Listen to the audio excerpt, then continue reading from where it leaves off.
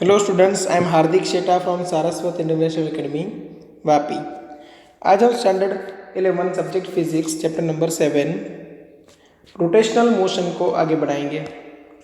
ठीक है, तो आज हमें कुछ एग्जांपल्स का सॉल्यूशन देखना है और एक छोटी सी एक थियरी है, kinematics of rotational motion about a fixed axis. ठीक है, ये पढ़ना है। Example 7.11. What is the moment of inertia of a rod of mass m, length l, about an axis perpendicular to it through one end, passing through one end कहा है, समझना। Suppose ये road है और उसका सेंटर ऑफ मास यहाँ पे है और इससे निकलने वाली जो एक्सिस है वो एक्सिस के लिए मोमेंट ऑफ इनर्शिया ऐसी हमें पता है, बट आपको यहाँ पे ये वाली एक्सिस दी हुई है। एक्सिस बट कैसी, जो एक एंड से पास हो और यहाँ से ये रोड पूरा ऐसे घूम रहा है और यहाँ की मोमेंट ऑफ इनर्शिया आपको निकालनी है आई। तो सबसे पहले ये चेक करो कि डिस्टेंस बिटवीन टू एक्सिस क्या है।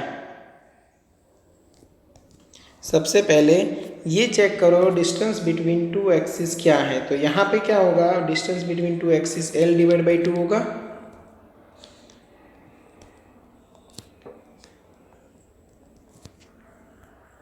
ओके, तो मोमेंट ऑफ इनर्शिया का फॉर्मूला है IC plus MD square. Okay,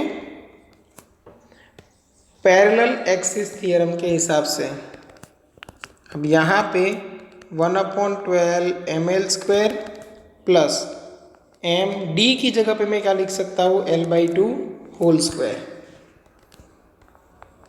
ये ml स्क्वायर कॉमन निकाल लो तो अंदर क्या बचेगा, 1/12 प्लस 1/4। ठीक है, अब देखो ये 1/12 ml स्क्वायर कहाँ से आया, तो वो तो मैंने आपको पहले ही बताया था कि अगर कोई रोड है, ठीक है ना, तो उसके लिए मोमेंट ऑफ इनर्शिया था 1/12 ml स्क्वायर। ठीक है,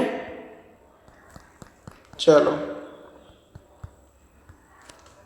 अब यहाँ पे LCM आएगा 12, ऊपर आएगा 1 प्लस 3 मतलब 4 डिवाइड बाई 12 मतलब 1/3। ये हमें आंसर मिल गया I equal to 1/3 ml square. और ये तो काफ़ी न्यूमेरिकल्स के लिए आपको डायरेक्ट भी याद रख लेना है।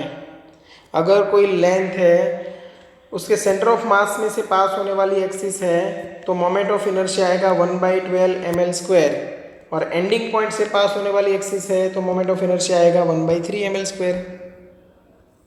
ठीक है, चलो ये हुआ एग्जाम्पल 7.11 का सॉल्यूशन। अभी नेक्स्ट देखते हैं kinematics of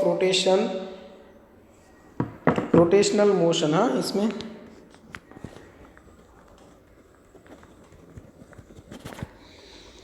about a fixed axis. तो एकदम इजी है। देखो हम कैसे करते थे, x equal to ut plus half AT square, या तो अगर इनिशियल वेलोसिटी को v0 बोलते हो तो v0t plus half AT square. ठीक है, फिर दूसरा फॉर्मूला हमारे पास कुछ ऐसा था, v equal to v0 plus AT या तो u प्लस AT, है ना। एक और फॉर्मूला था हमारे पास, कौन सा था, 2ax equal to v square minus v0 square. देखो यहाँ पे हमने x को पोजीशन नहीं बोला था, हमने बोला था डिस्प्लेसमेंट। तो सेम वे अगर मैं थीटा को डिस्प्लेसमेंट बोलूँ तो फॉर्मूलाज ऐसे बन सकते हैं, omega equal to omega naught plus alpha t. ये फाइनल वेलोसिटी है तो final angular velocity, initial velocity तो ये एंगुलर वेलोसिटी इनिशियल, ये लीनियर एक्सेलरेशन तो ये एंगुलर एक्सेलरेशन। ठीक है, सिमिलर फॉर्मूलाज आप बना के यूज कर सकते हो। ओके, चलो यहाँ पे क्या बनेगा formula, theta equal to omega naught t plus half alpha t square. देखो टेक्स्ट बुक में आपको ऐसे फॉर्मूला दिया हुआ है, theta equal to theta naught plus omega naught t plus half alpha into t square. Text book में जो theta लिया गया है वो एंगुलर पोजीशन है, और final position minus initial position कर दूँ तो थीटा माइनस थीटा नॉट, जिसको मैंने बोल दिया है एंगुलर डिस्प्लेसमेंट। तो टेक्स्ट बुक में जो थीटा है वो एंगुलर पोजीशन है, हमने यहाँ पे जो थीटा लिया है वो एंगुलर डिस्प्लेसमेंट है। फिर 2 alpha theta equal to v square minus u square की जगह पे omega square minus omega naught square. तो सिमिलर फॉर्मूलाज का यूज हम कर सकते हैं। ओके, तो अभी एग्जाम्पल 7.13 का सॉल्यूशन देख लेते हैं। Obtain equation 7.38 from first principle. Okay, एकदम इजी है। देखो आपको इक्वेशन कौन सा डिराइव करना है, omega equal to omega naught plus alpha t. यहाँ पे जो डिराइव करना है इक्वेशन वो क्या है, omega equal to omega naught plus alpha t. तो एकदम इजी है, आप अल्फा से स्टार्ट कर दो। Instantaneous angular acceleration equal to d omega by d t. तो डी ओमेगा इक्वल टू क्या मिलेगा आपको, alpha into d t. Alpha क्या है, angular acceleration, integrating both side, integration d omega equal to integration of alpha d t. Time कहाँ से कहाँ तक लेना है, 0 टू टी। तब इनिशियल टाइम 0 पे इनिशियल एंगुलर वेलोसिटी थी ओमेगा नॉट, और यहाँ पे एंगुलर वेलोसिटी है omega.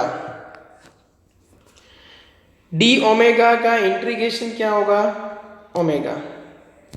Same way alpha constant, D T का इंटीग्रेशन क्या होगा, टी 0 से लेके टी तक, यहाँ पे ओमेगा नॉट से लेके ओमेगा तक। अब देखो एक बार ओमेगा की जगह पे ओमेगा रख दो, दूसरी बार ओमेगा की जगह पे ओमेगा नॉट रख दो, equal to alpha into T minus 0 होगा। Omega minus omega naught equal to आपको मिलेगा alpha into T, then omega equal to मिल जाएगा omega naught plus alpha into T. और सेम वे बाकी के इक्वेशंस भी आप डिराइव कर सकते हो। ठीक है, यहाँ पे तो एक ही इक्वेशन डिराइव करने के लिए बोला गया था, बट बाकी के इक्वेशंस भी आप डिराइव कर सकते हो। ओके, चलो तो अभी नेक्स्ट एग्जाम्पल पे आते हैं, एग्जाम्पल 7.14। अब ये क्वेश्चन पढ़ते हैं। The angular speed of a motor wheel is increased from 1200 RPM to 3120 RPM in 16 second. देखो तो हमारे पास डेटा क्या है वो समझो। हमारे पास इनिशियल एंगुलर वेलोसिटी है 1200 आरपीएम।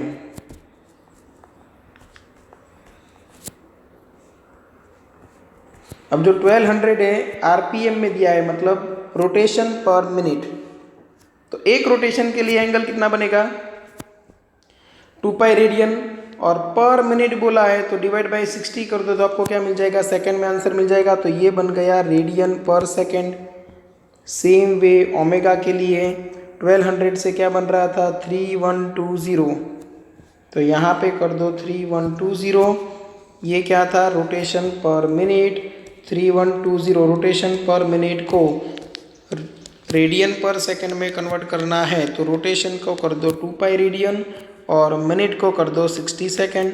बट पर मिनट है मतलब नीचे होगा, तो यहाँ पे 2 पाई डिवाइड बाई 60 कर देना, ये बन जाएगा रेडियन पर सेकंड इन 16 सेकंड। मतलब आपको टाइम क्या दिया हुआ है, 16 second. Okay, what is its angular acceleration assuming that the acceleration to be uniform. देखो फर्स्ट में आपको एंगुलर एक्सेलरेशन फाइंड करना है, तो अल्फा इक्वल टू सिंपल सा फॉर्मूला है omega minus omega naught divide by t. बस ये जो वैल्यू है वो आपको सिर्फ इसमें रखनी है। ठीक है, तो यहाँ पे देखो 3 and 400 पाई आ रहा था आंसर। यहाँ पे आंसर था 1 मीटर 6 2 20 इंटू 2 40 40 पाई रेडियन पर सेकेंड था, और इधर जो आंसर था वो 3 से अगर मैं डिवाइड कर दूँ तो 104 था, 104 पाई रेडियन पर सेकेंड। बस वही चीज़ें यहाँ पे रखनी है, 104 पाई माइनस, चलो माइनस में क्या करोगे 40 पाई डिवाइड बाई टाइम कितना है 16, तो आपका आंसर आएगा 4 पाई रेडियन पर सेकंड स्क्वायर। पाई की वैल्यू रख के आंसर लेके आओ तो भी कोई प्रॉब्लम नहीं है। सेकंड क्या पूछा है देखो, how many revolutions does the engine make during this time. Number of revolution find करना है तो एंगुलर डिस्प्लेसमेंट फाइंड कर लो। एंगुलर डिस्प्लेसमेंट क्या है थीटा, तो सबसे पहले हम निकालेंगे एंगुलर डिस्प्लेसमेंट, तो थीटा इक्वल टू क्या बनेगा omega naught t plus half alpha into t square. Okay, omega naught क्या है तो 40 इंटू पाई इंटू टाइम कितना है 16 प्लस हाफ अल्फा क्या है 4 पाई और ये 16 का स्क्वायर, तो कुल मिला के आपको मिलेगा 1152 इंटू पाई रेडियन का रिवोल्यूशन। ठीक है, अब आपको क्या चाहिए number of revolutions. Number of revolutions के लिए जो भी आपका आंसर आया उसको 2 पाई से डिवाइड कर दो,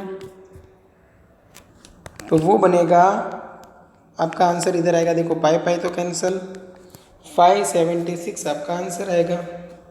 अब 2 पाई से ही क्यों डिवाइड किया, तो क्योंकि आप बोल सकते हो ना थीटा से, समझो 2 पाई एंगल पे कितना रिवोल्यूशन हो रहा है 1, तो 1152 पाई जितना रेडियन में डिस्प्लेसमेंट है तो नंबर ऑफ रोटेशन कितने। ठीक है, तो ऐसे भी आप ये फॉर्मूला निकाल सकते हो।